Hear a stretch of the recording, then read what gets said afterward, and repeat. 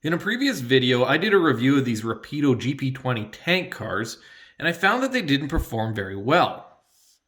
One of the biggest issues that I had is the rolling resistance of the car is very poor, to the point where it almost feels like there's brakes applied to it. And if I compare it with this Auburn tank car, you can see there's a significant difference. The other issue that I found was some of these pins hang down too low and they snag on my rail crossing to the point where it could stop the train or cause a derailment. Now, not everybody has these issues, so this video may not apply to everyone, but if you do have some of these problems, we're going to fix these issues today.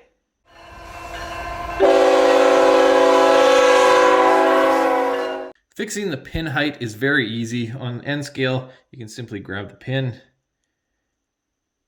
do a little wiggle,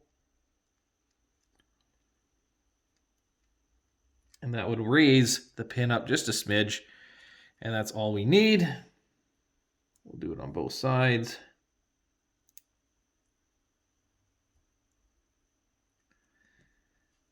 And you can also align the pin with the coupler to make it look a little better.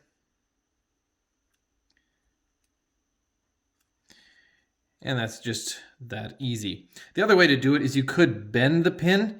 There are some special pliers you can buy to do that, or use some needle nose, but I find this way works just as good. Now, fixing the rolling resistance is a little more involved. We're going to have to take the trucks off.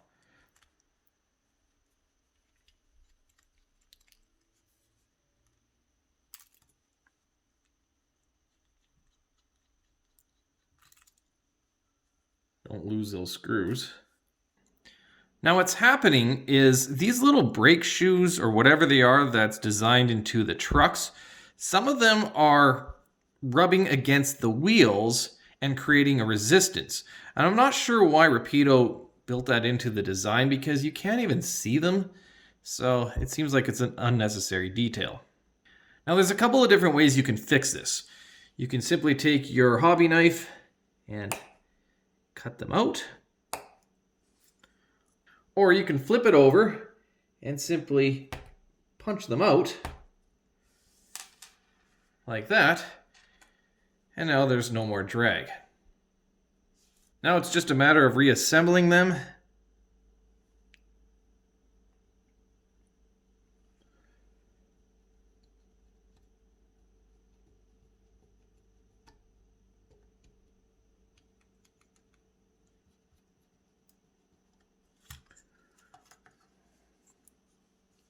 Now it rolls quite a bit better.